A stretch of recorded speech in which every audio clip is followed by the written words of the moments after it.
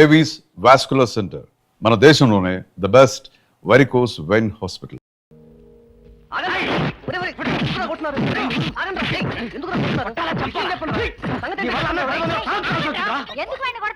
వీడు చేసిన ఏదో పని వల్ల అన్నయ్య అవమానం పాలయ్యాడు. అవకాశం దొరికింది కదా పాప రెచ్చిపోయాడు. ఆ పిల్ల నిశ్చితార్థానికి వచ్చిన వాళ్ళ బంధువుల ముందు నానా కూతురు కూర్చాడు. ఆ రోజే నా మనసు కీడును శంకించింది. నీ మనసు కాదని లేక పెదబాబు అక్కడికి వెళ్ళినందుకు ఎంత పని జరిగింది. ఇంతకాలం ఎవరితోనూ మాటపడిన మీ అన్నయ్య ఈ రోజు ఆ దరిద్రుడితో మాట పడాల్సి వచ్చింది. నన్ను క్షమించన్నయ్యా. బాధపడు, జరిగింది మర్చిపో. మర్చిపోతానన్నయ్య. ఆ పిల్లని ఇంకా మర్చిపోతాను. శ్రద్ధగా చదువుకుంటాను. అసలు నిన్ను సావుకారు అనుకోవడం ఏంటి? ఆ పోలీస్ అయి నిన్ను కొట్టడం ఏంటి? నాకేం అర్థం కావట్లేదయ్యా. ఏమో లేవే, అంత నా తలరాత. ఆ సావుకారు నువ్వు జత పంచెల్లాగుంటారు ఏంటి ఈ చిత్రం? చెప్తే బాగుండదు లేవే, అసహ్యంగా ఉంటది. అబ్బా చెప్పవయ్యా, ఆ రహస్యం ఏదో నా గుండెలో దాచుకుంటాగా. మరేం లేదే, చాలా కాలం మా అయ్య ఆ సౌకర్యంలో బట్టలు ఉతికేవాడు. అయితే ఇక చంద్రయ్య తల్లి సాగురు బాన్లాగా నిండుగా ఉండేదే. ఉంటే ఆవిడ గారికి మా ఇద్దరంటే ప్యానం.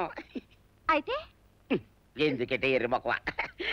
ఆ తర్వాత ఒకటే ఆనంద భైరవి. అప్పుడే ఈ చంద్రయ్య గారు పుట్టాడు. అట్లాగా? మేమిద్దరం షాపు నుంచి తీసిన జత పంచల్లా ఉంటాం.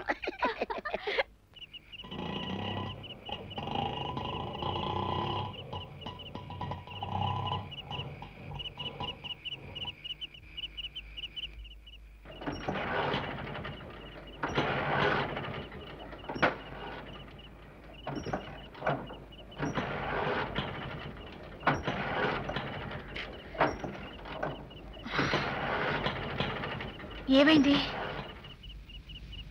చిన్న రిపేర్ అయిపోతుంది.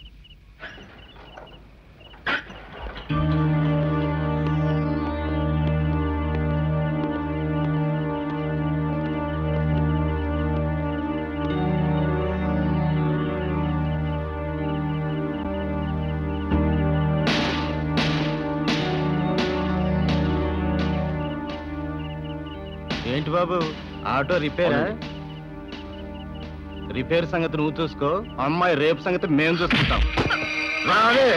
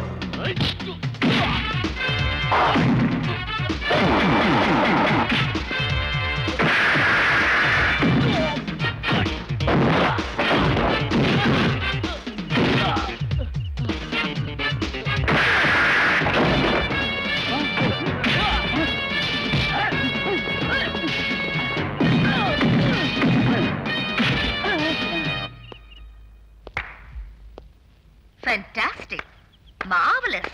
నీ యాక్టింగ్ బ్రహ్మాండంగా ఉంది రాజు. ఇంతకాలం నా వెంట పడుతున్నావంటే నువ్వు అమాయకుడు అనుకున్నాను.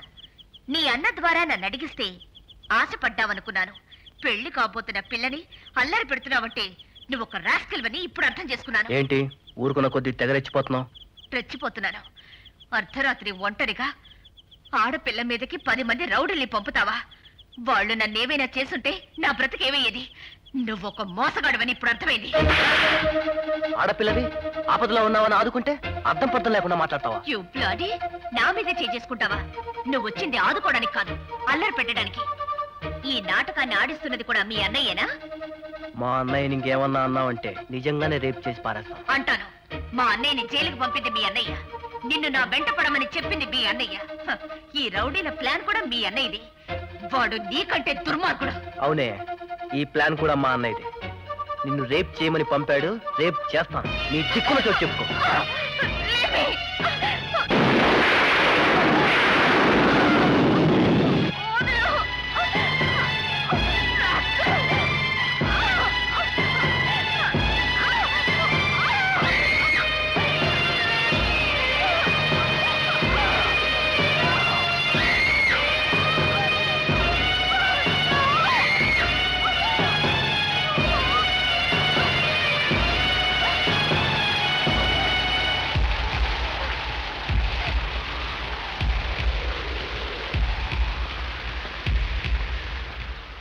అమ్మా తొందరగా కాఫీ రెడీ చేయి, నువ్వు కానీ. అమ్మా ఏం బాబు? నేను అలా పొలం వెళ్ళొస్తాను. మావయ్య మాయ, రాజుని పోలీసులు అరెస్ట్ చేశారట. నర్మయ్, ఎప్పుడు ఏవో కాకి వార్తలు మోసుకొస్తావు. కాకి వార్తలు కాదు మావయ్య, ఖచ్చితమైన నిజం. పాపయ్య గారు అమ్మాయిని మన రాజు బలాత్కారం చేశాడని అరెస్ట్ చేశారట.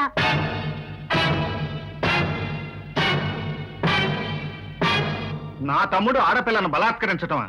నేను నమ్మను. నువ్వు నమ్మినా నమ్మకపోయినా అది పచ్చి నిజమట. ఇంటింటా వాకిటి వాకిట ఇదే చర్చ. ఊళ్ళో వాళ్ళ సంగతి మనకెందుకు, మన తమ్ముడి సంగతి మనం ఆలోచించుకోవాలి. ఏమిట్రా వాడి గురించి ఆలోచించేది? పెళ్లి కావాల్సిన ఆడపిల్ల బతుకు నాశనం చేసిన వాడు నా కొడుకు కాదు, మీకు తమ్ముడు కాదు. పెదబాబు, వాడు నా జైల్లోనే మగ్గి చావని, అప్పుడు కానీ వాడికి బుద్ధి రాదు. ఏమిటమ్మా, ఏమిటి అర్థం లేని ఆవేశం? ఒకరికి నిశ్చయమైన కన్నెపిల్లని నా తమ్ముడు బలాత్కరించాడంటే అది నిజమో కాదు. ఒకవేళ నిజమైతే ఏ పరిస్థితిలో ఎలా జరిగిందో తెలుసుకోకుండా నీ రక్తాన్ని నువ్వే అనుమానిస్తున్నావు, అవమానిస్తున్నావు. నేను వెళ్ళి నిజం తెలుసుకుని వస్తాను. అంతవరకు ఓపిక పట్టు. ఎక్కడన్నాడు? ఎక్కడ? ఆడు నాకు నా కుటుంబానికి తీరం ద్రోహం చేశాడు. ఆడింక బందికి బట్ట కట్టడానికి లేదు.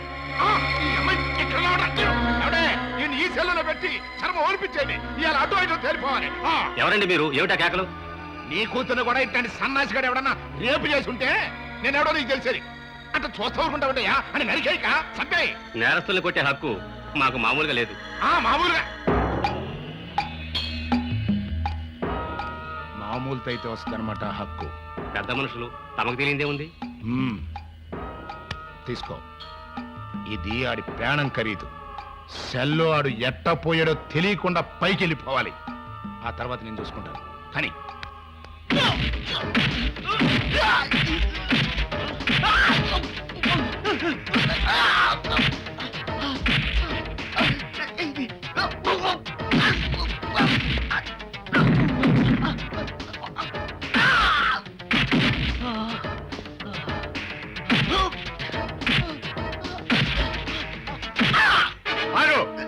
అతన్ని ఎందుకు అలా కొడుతున్నావు? పని లేక. నేరస్తుని కొట్టకపోతే ముద్దెట్టుకుంటారా? నేరం చేస్తే ఛార్జ్ షీట్ దాఖలు చేయాలి, కోర్టులో హాజరుపరచాలి. గాని ఇలా కొట్టే హక్కు మీకెక్కడుంది? పెద్ద రూల్స్ మాట్లాడుతున్నావు. అసలు నువ్వెవరివి? బాధ్యత గల ఒక పౌరుణ్ణి. నువ్వు హద్దు మీరితే అడ్డుకునే హక్కు నాకుంది. హక్కు లేదు, చెక్కు లేదు. మర్యాదగా బయటికి పో. ఎక్కువగా మాట్లాడావంటే డ్యూటీ కట్టం వచ్చావని నిన్ను కూడా సెల్లో తోస్తాను.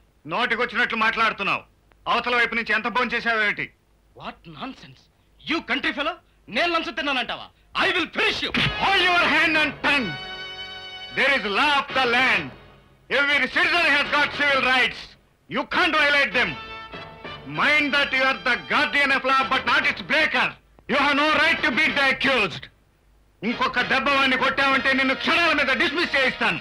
జాగ్రత్త. మన వంశానికి చెరగని మచ్చం తీసుకొచ్చావు కదరా. ఒక ఆడపిల్ల జీవితాన్ని నాశనం చేశావు. నేను కావాలని చేయలేదండయ్యా. నిన్ను మన కుటుంబాన్ని తిడితే ఆ కోపంలో అంతా నా దురదృష్టం. నేను మనసారా ప్రేమించిన విద్య. జరిగిన దాని గురించి బాధపడే ప్రయోజనం లేదు. జరగవలసింది ఆలోచించాలి. నన్ను క్షమిస్తావా అన్నయ్య? క్షమించవలసింది నేను కాదురా, విద్య. ఆడిని ముక్కల ముక్కల కింద నరికి పారేంద్రా. ఆడి శవం కూడా గణపదాన్ని పెట్టుకెళ్తానికి లేదు. అంతే.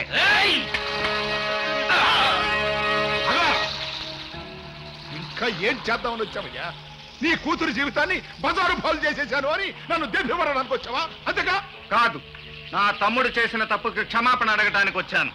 కథ చెప్పక. నీ కుటుంబం పరువు మర్యాద నీ తమ్ముడు అరెస్టుతో బజార్ను పడ్డాయనే భయంతో వచ్చావయ్యా. మరి మేము సంసారమే. నా కొడుకును అరెస్ట్ చేయించేటప్పుడు నా కుటుంబం పరువు మర్యాద ప్రతిష్ట నువ్వు ఆలోచించక్కలేదా? నువ్వు కుటుంబాలు, గౌరవాలు, పరువు, ప్రతిష్టలు, అరెస్టుల గురించి ఆలోచిస్తున్నావు. నేను అల్లరిపడ్డ ఆడపిల్ల జీవితం గురించి ఆలోచిస్తున్నాను. నా తమ్ముడికి మరణశిక్ష పడినా సరే విద్యకు జరిగిన అవమానం మార్చిపోదు.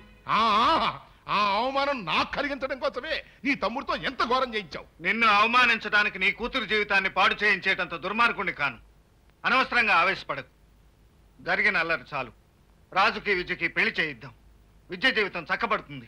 వీల్లేదు. అటు సూర్యుడు ఇటు పొడిచినా సరే నా కూతురు నీ ఇంటి కోడలు కావడానికి వీల్లేదు.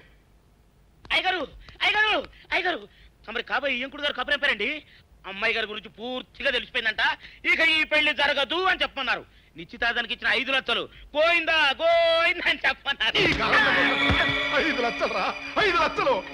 5 లక్షలయ్యా. చూచావటయ్యా, నువ్వు చేయించిన ఘనకార్యానికి నా కూతురు పెళ్లి అయిపోవడమే కాకుండా నిశ్చితార్థానికి ఇచ్చిన 5 లక్షలు గంగ పాలైపోయినాయి. నీకంతగా డబ్బే ముఖ్యం అనుకుంటే 5 లక్షలు నేను ఇస్తాను. రాజుతో విద్య పెళ్లి జరిపించు. నువ్విస్తావా? ఎక్కడి నుంచి? క్యాష్ గా కాకపోతే నోటుగా రాసిస్తారు. రామంబాబు గారు మాట అంటే మాటే. అట్లాగే నోట్ రాసిస్తాను. ఎప్పుడు ఏ అవసరం వస్తుందని స్టాంప్ పేపర్ జేబులో రెడీగా ఉంచుతాను. ఇదిగోండి బాబు, మీరు సంతకం పెట్టడమే ఆలస్యం. రాసివు.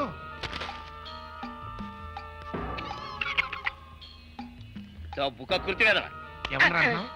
నన్ను నేనే తిట్టుకుంటానండి. ఎదవ జన్మ ఎదవ జన్మ. ఇదిగో 5 లక్షలకు నోట్ రాసి సంతకం పెట్టాను. వెంటనే పెళ్లి ఏర్పాట్లు చేయి. పెళ్ళా? ఎవరిది? ఈ 5 లక్షలు మీ తమ్ముడు చేసిన తప్పుకి నేను వేసిన శిక్ష. ఆ పైనే నా పేరులోనే ఉందయ్యా పాపం. అన్యాయం నా ఆరో ప్రాణం. ఈ కంఠంలో ప్రాణం ఉండగా నా కూతురుని ఇంటి కోడలు కాదు కాదు కాదు. హలో, ఆగండి.